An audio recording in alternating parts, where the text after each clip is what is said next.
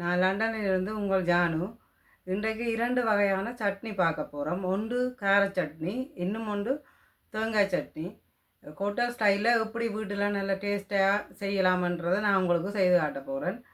இது பொங்கல், பூரி, சப்பாத்தி, ரொட்டி எல்லாத்தோடையுமே சாப்பிடலாம். ஒயிட் ரைஸ் கூட இன்னும் நல்லா டேஸ்ட்டாக இருக்கும். அந்த சட்னி எப்படி செய்கிறதுன்ட்டு உங்களுக்கு காட்டுறேன். வாங்க வீடியோக்குள்ளே போகலாம்.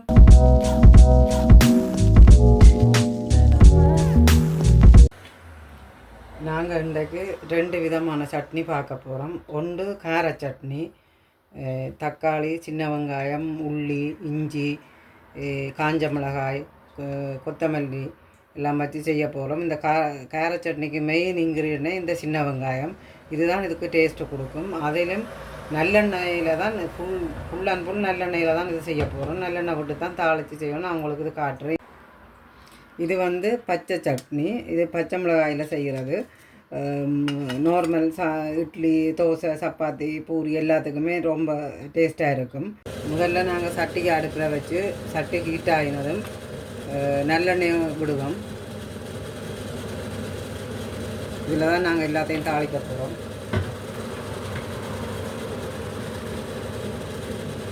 முதலாவது நாங்கள் காஞ்ச மிளகாயை தாளித்து எடுப்போம்.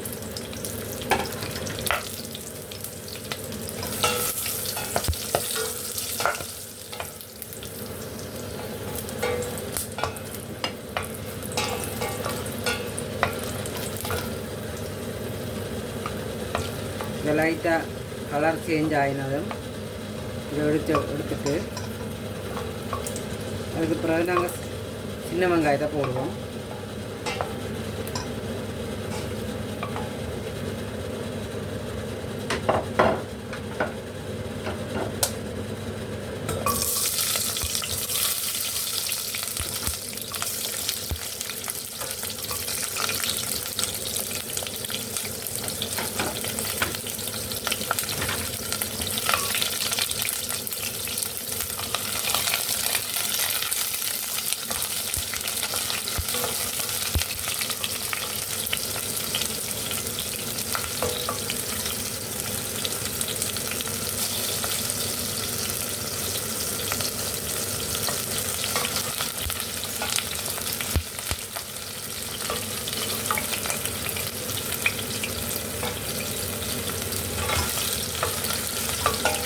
சின்ன வெங்காயத்தோட உள்ளி கூடையும் போடுவோம்.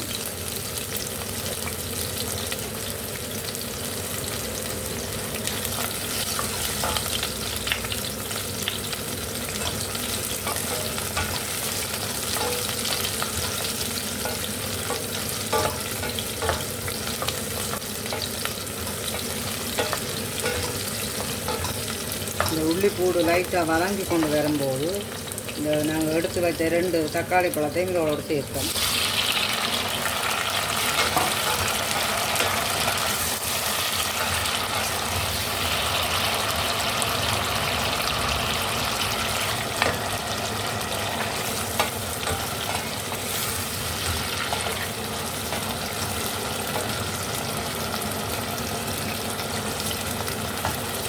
கொஞ்சம் உப்பு போடுவோம்.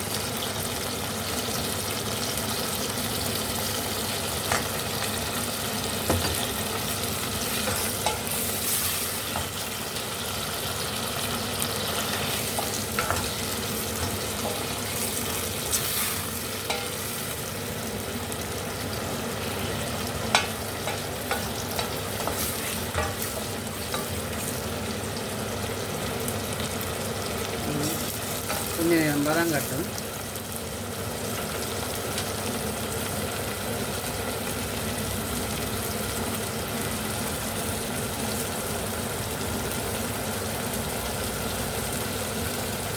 இதனோட கொஞ்சம் புளி கொட்டை நீக்கின புளி இதையும் இதோட போடுவோம்.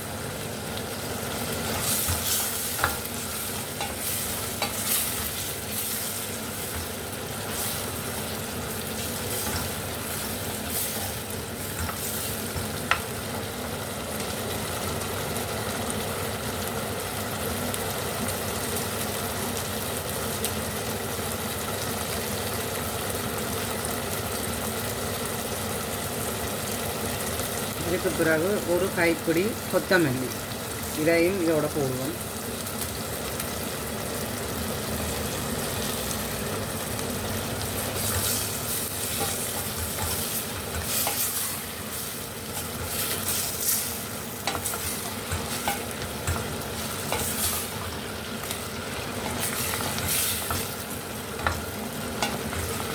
இது நீங்கள் முழுக்க நல்லெண்ணெயில் தான் செய்யணும்.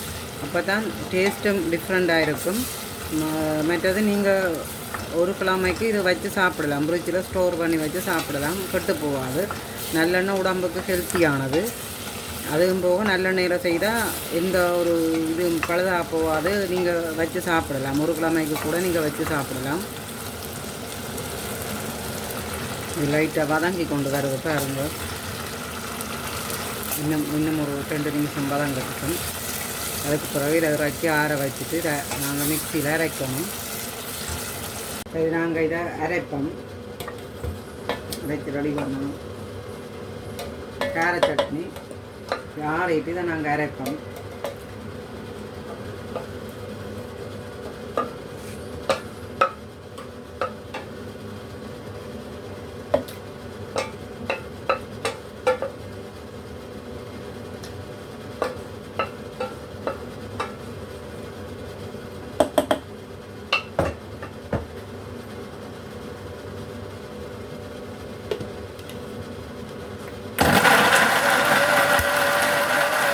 கடைசியாக இதை அரைச்சிட்டு நாங்கள் செத்தல் மிளகாயை அரைப்போம்.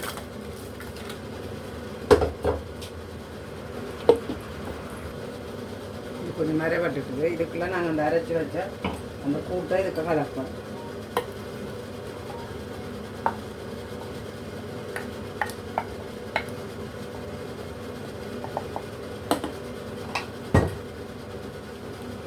இது இப்போ நல்லா அரைபட்டுட்டுது.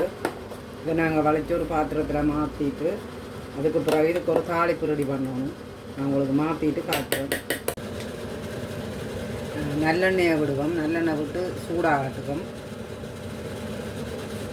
எண்ணெய் சூடாகினதும் நாங்கள் அரைச்சி வச்சுருந்தா அந்த கலவை இதுக்கு போடணும். அதுக்கு முதல்ல கடுகு, எண்ணெய் கொதிச்சுட்டு கடுகு, சின்ன சீரகம், பெருஞ்சீரகம், கருவேப்பிலை கொஞ்சம் கூடுதலாக போடுவோம்.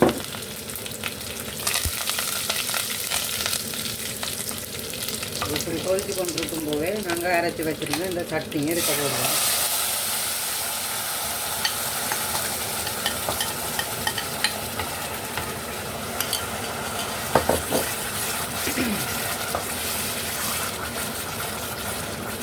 சிறிய துண்டு வெல்லம், இது கொஞ்சம் சுவைக்கு போடுறது, சுவை இன்னும் அதிகமாகும்.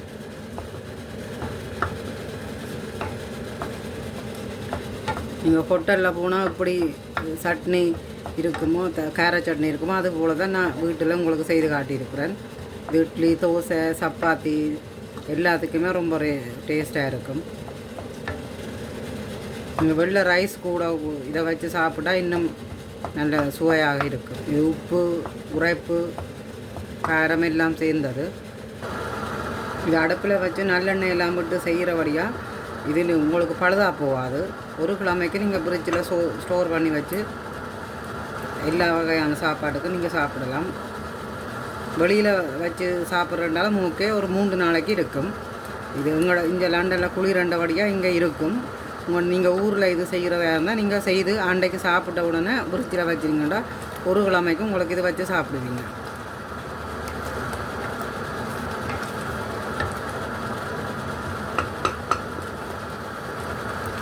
இப்படி கொதித்து கொண்டு வரும்போது அடுப்பை ஆஃப் பண்ணிடணும். ஆஃப் பண்ணிவிட்டு இறக்கி நீங்கள் இட்லி, தோசை எல்லாத்தோடையும் வச்சு தான் சாப்பிடலாம். இது கொதிச்சுட்டு நான் அடுப்பை ஆஃப் பண்ணிட்டேன். உங்களுக்கு வேறு ஒரு பாத்திரத்தில் நான் மாற்றிட்டு உங்களுக்கு காட்டுறேன். நாங்கள் இன்றைக்கு இந்த பச்சை மிளகாய் சட்னி செய்ய போகிறோம். இது எப்படி செய்கிறதுன்றதை உங்களுக்கு நான் செய்து காட்டுறேன். முதல்ல இந்த பச்சை மிளகாய் இதை போடுவோம். அடுத்தது வந்து இஞ்சி பூண்டு, இஞ்சி, சின்ன வெங்காயம், தேங்காய்ப்பு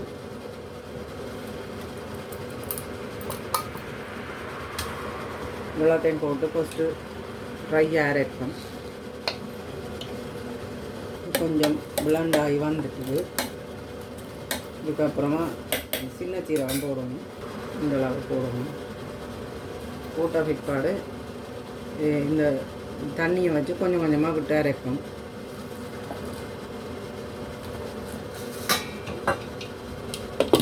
உப்பு சேர்ப்போம்.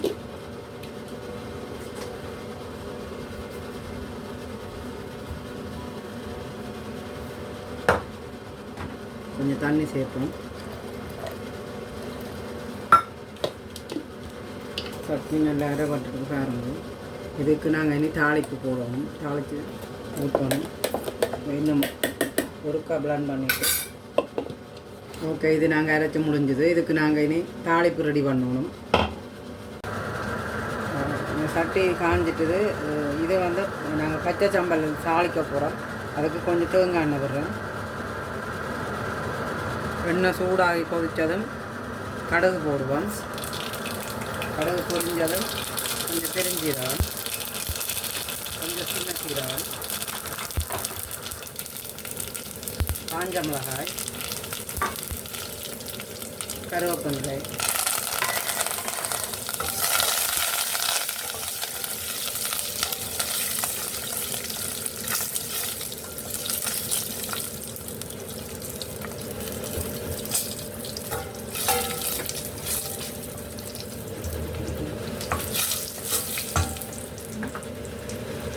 இதை நாங்கள் ஓஃப் பண்ணிவிட்டு இறக்கி அந்த தாளிப்புக்கு ஊற்றுவோம்.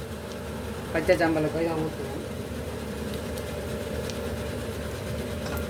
உங்களுக்கு இங்கே 2 சட்னியும் ரெடி ஆகிட்டு பாருங்க. இது இட்லி, தோசை, சப்பாத்தி எல்லாத்துக்கும் உங்களுக்கு நல்ல ரொம்ப ருசியாக இருக்கும். ட்ரை பண்ணி பார்த்துட்டு கமெண்ட்ஸில் எப்படி இருக்குன்னு சொல்லுங்கள்.